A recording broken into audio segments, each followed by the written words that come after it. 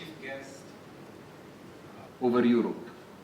I can go on and on and on, but I can say now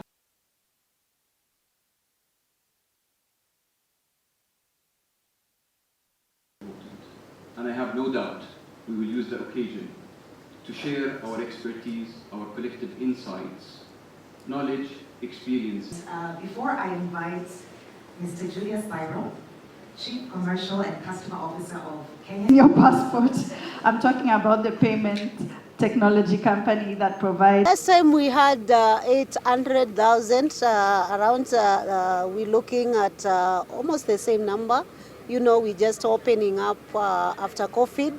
So many families are not very free to travel. I guess there's still that fear and phobia. So we're looking forward because we know that much of the world has opened, but still there are some areas that people still are scared of traveling. Africa features significant need.